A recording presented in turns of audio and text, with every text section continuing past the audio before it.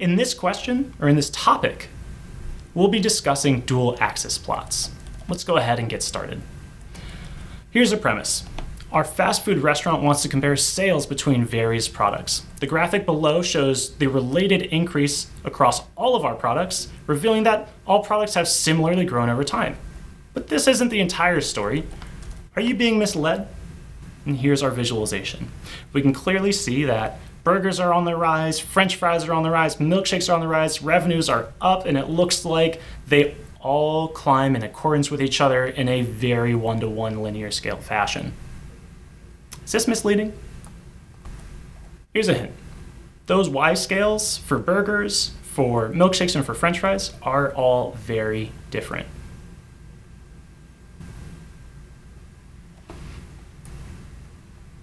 And here is the answer.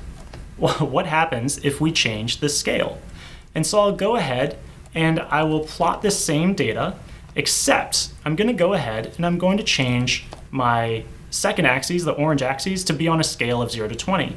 You can see that there's now a slight shift. My orange point no longer meets my blue point up in the top right-hand corner, and notice that it starts around at a much higher value compared to the other two. And it turns out, if I greatly just change the scaling of either of these axes, I can create any story that I want here. I can say these two things are not related now. Look, burgers goes up, but our French fries and milkshake revenue, well, that's kind of stagnant, so we really should focus on burgers.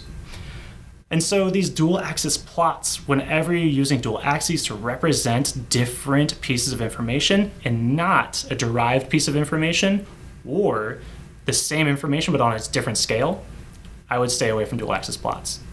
To represent the same information on a different scale, you could use a dual axis plot. That's like converting degrees Fahrenheit to degrees Celsius. Or maybe you're making a graphic that conveys information about revenue to a worldwide market, maybe US and Canada, so you'd want to include both US dollars and Canadian dollars as your y-axis there.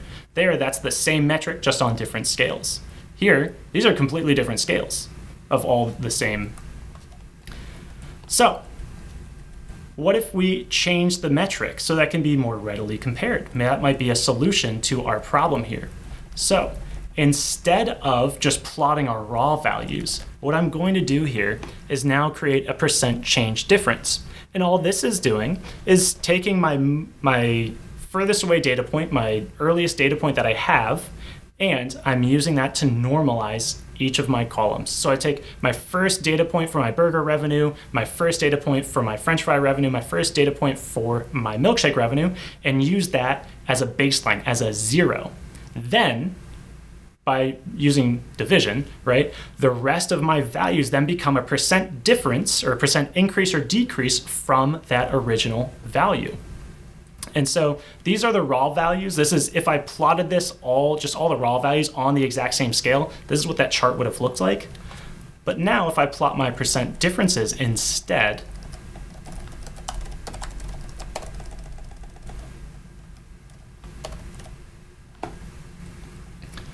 we get actually a little bit more of a compelling story. By normalizing these data by their first entry and converting this into not cumulative revenue, but the percent change since essentially 2001, right, the earliest date in 2001, we can start to see, oh yeah, burgers have grown, and maybe I'll add this actually as a legend here, label equals product.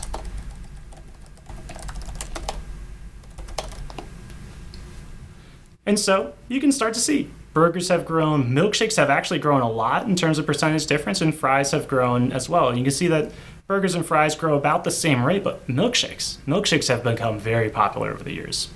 And so by looking at just a different metric, you can get everything onto the same scale. You can see all the data that you want. So you can change the metric that you're looking at in order to condense the information that you want to convey.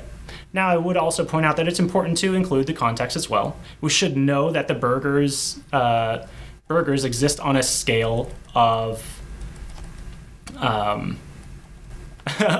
tens of millions, whereas French fries and milkshakes exist on just sub 10 million maybe.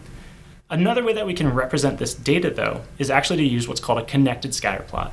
And so instead of cumulative revenue, this is my burger revenue as my X, and then my French fry revenue as my Y. Now, this is a little bit more involved of a chart. You typically don't see these in broad audience targeted charts, but the point that we're communicating here is that these points are all related. And if we see these points move up and to the right contiguously with the year, we can see an overlying trend that both burgers and fries increase together over time. And we can see that starting with 2000 here in the bottom left, 2009, our most recent data point, up here in the top right, we make a little bit of a decrease in burger revenue in 2003, but the overall trajectory is that they both increase sequentially. And so this is one of the ways that you can use a connected scatter plot. The last way that you can represent this data to look at just some relational information is to actually use a scatter matrix. And you might be familiar with this. This is essentially a pair grid from Seaborn, or if you're familiar with the scatter matrix from Pandas, plotting, they have their own implementation. But a scatter matrix is a great way to compare multiple variables all at the same time. And you can see here on my main diagonal, I have histograms of my burgers, I have a histogram of my milkshakes, I have a histogram of my French fries in the lower hand right. And I can very easily see, is there some type of relationship between any of these variables? So in this center left-hand plot, I have burgers on my x-axis and milkshakes on my y. And I can see, if you squint, there's not a ton of data points. And I wouldn't be too forward in drawing conclusions, but you can see that there's a slightly positive relationship between the two. And burgers between fries, maybe if I exclude this outlier data point, I wouldn't see an incremental trend. But we can see that fries and milkshakes definitely increase together. But I find the issue with scatter matrices is that they often have some misleading scaling problems. You can see here that because I'm including so many plots, I have to condense and squeeze everything down, and I'm looking at a very limited view of both my X and my Y ranges.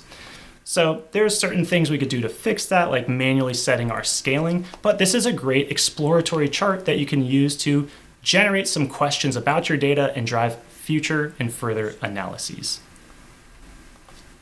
And that takes us to the end of why dual axis plots are so bad and some of the solutions you can use in order to fix it. Thank you everyone for watching. I hope this has been valuable to you and that you will join us for another session in the future. Thanks everyone.